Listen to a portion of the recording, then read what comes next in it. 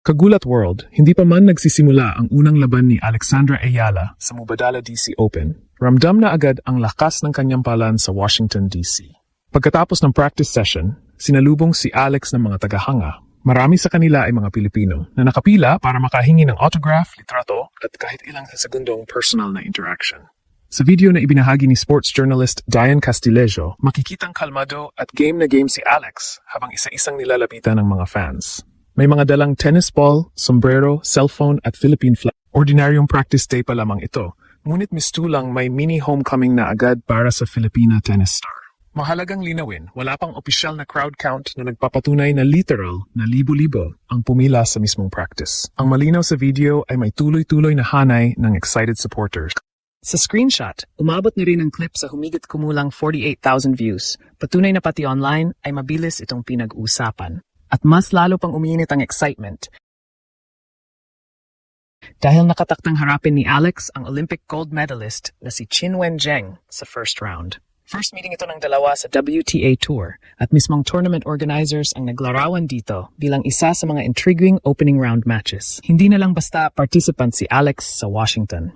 Bago man ang unang serve, malinaw na isa na siya sa mga player na talagang hinihintay, sinusundan at pinagkakaguluhan ng mga tao. At may kakaibang dating ang eksenang ito dahil hindi naman ito nangyari pagkatapos ng isang malaking upset, championship victory o dramatic 3-set match. Practice session pa lamang ni Alex sa Washington DC, pero paglabas niya ng court, naghihintay na ang isang grupo ng fans na gustong makalapit sa kanya. Sa video, makikita si Alex na nakasuot ng simply at light-colored practice outfit. Pawis at galing sa training, pero hindi niya minadali ang pagdaan sa mga tao. Huminto siya, pumirma sa mga tennis ball at iba pang memorabilia, nag-post sa camera at nakipag-usap sa supporters. Ang ilan ay halatang Filipino-Americans na matagal nang naghihintay ng pagkakataong makita ng personal ang isa sa pinakamalaking sports stars ng Pilipinas ngayon. Yan ang mahalagang detalye rito. Ang crowd ay hindi lamang nakatingin mula sa malayo. Talagang pumila sila at naghanda ng mga bagay na ipapapirma. May mga batang fans, adults, pamilya at supporters na hawak ang kanilang mga cellphone para ma-document ang moment. Ayon sa post ni Diane Castillejo, pumirma at nakipag-picture si Alex sa mga Filipinong nakapila pagkatapos ng kanyang practice sa Mubadala DC Open. Sa social media post na nag-ulat din sa eksena, inilarawan itong isang steady crowd of fans na sumunod at naghintay kay Alex. Ibig sabihin, hindi ito simpleng dalawa o tatlong tao lamang na nagkataong nakakita sa kanya. May organized-looking line at malinaw na may anticipation bago pa siya lumabas mula sa practice court. Pero bilang responsibleng pagbabalita, kailangan nating paghiwalayin ang nakikita sa video at ang headline language. Wala pang inilabas na verified attendance figure para sabihing literal na libo-libo ang pumila sa isang practice session. Ang libo-libong fans ay mas ligtas unawain bilang kabuuang lumalaking fan support ni Alex sa Washington at online. Not an official head count sa video. Ang aktual na clip ay nagpapakita ng malinaw at makapal na pila, ngunit hindi sapat ang camera angle para bilangin ang lahat ng naroon.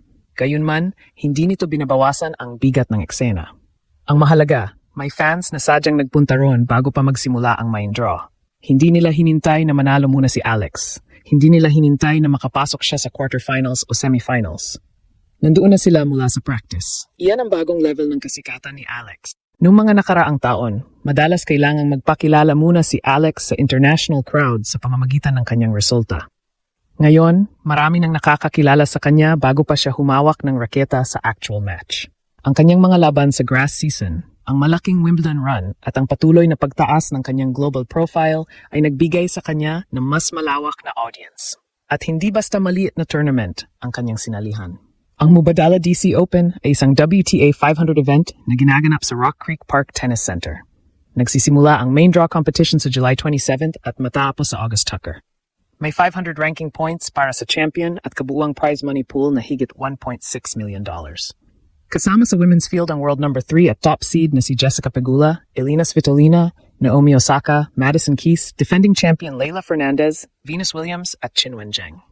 Direkta ring nakapasok si Alex sa main draw, hindi bilang qualifier at hindi nakadepende sa wildcard. Kaya kapag nakita mong pinipilahan si Alex pagkatapos ng practice, hindi lang ito simpleng kuwento ng Filipino pride. Isa rin itong indikasyon na nagiging marketable international attraction na siya sa isang event na puno ng Grand Slam champions at established WTA stars. Sa sports, maraming atleta ang magaling. Pero hindi lahat ay may kakayahang magdala ng crowd sa practice court. Hindi lahat ay pinaghihintayan para lamang sa autograph. Hindi lahat ay pinapanood kahit wala pang official match. At dito makikita kung bakit special ang kasalukuyang momentum ni Alex. Perfect timing din ang pagdami ng supporters ni Alex dahil hindi ordinaryong first-round match ang naghihintay sa kanya. Sa official women's singles draw, nakatapat niya ang Chinese star at Olympic gold medalist na si Qin Wenjing. Ayon sa official tournament draw analysis, ito ang magiging unang tour-level meeting ni Ayala at Zheng.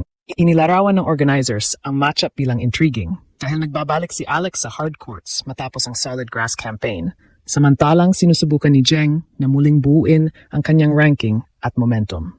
Mabigat ang pangalan ni Zheng. Isa siyang explosive baseliner na may malakas na serve at forehand. Kapag nakahanap siya ng rhythm, kaya niyang kontrolin ang rallies at ilagay sa defensive position ang kahit sinong kalaban. Kaya hindi pwedeng puro emosyon at crowd support lamang ang sandigan ni Alex. Kailangan niyang maging matalino sa return of serve, mabilis sa first few shots, at disiplinado sa shot selection. Kailangang iwasan niyang bigyan si Zheng ng sunod-sunod na short balls sa gitna ng court. Kapag naitulak niya ang Chinese star sa lateral movement at napahaba ang rallies, pwedeng magkaroon ng pagkakataon si Alex na gamitin ang kanyang speed, timing at ability na baguhin ang direction ng bola. Maganda rin para kay Alex na ang crowd ay maaring maging dagdag na energy. Ang mga Filipino supporters sa Washington ay posibleng gawing parang partial home court ang venue. Kapag nakakakuha siya ng crucial breakpoint o nananalo sa mahahabang rally, siguradong maririnig ang sigawan at laban Alex. Pero kailangan ding maging maingat. Ang sobrang excitement ay pwedeng maging pressure. Kapag alam ng isang player na maraming kababayan ang naghihintay at umaasa, minsan nagkakaroon ng temptation na gumawa agad ng spectacular shots. Ang susi ay manatiling composed, point by point, at huwag hayaang maapektuhan ang game plan ng ingay sa paligid. May malaking reward din kapag nalagpasan ni Alex ang opening round. Ang mananalo sa Ayala-Zheng match ay haharap kay 7th seed at defending champion Leyla Fernandez sa second round. Ibig sabihin, walang madaling bahagi sa draw. Olympic champion muna, pagkatapos ay defending Washington champion. Ngunit ito rin ang klase ng ruta na pwedeng lalong magpalaki sa pangalan ni Alex. Kapag nakakuha siya ng isa o dalawang malaking panalo sa ganitong field, hindi lamang ranking points ang mapapala niya. Lalong lalaki ang media coverage, fan interest, at respeto ng tennis community. Bukod sa singles, may isa pang dahilan para abangan si Alex sa Washington. Muli siyang makakapareha ng tennis legend na si Venus Williams sa doubles. Naglaro na sila bilang tandem sa Bad Homburg at umabot sa quarterfinals. Sa Washington, parehong kasali sa singles draw ang dalawa habang muling susubukan ang kanilang combination sa doubles competition.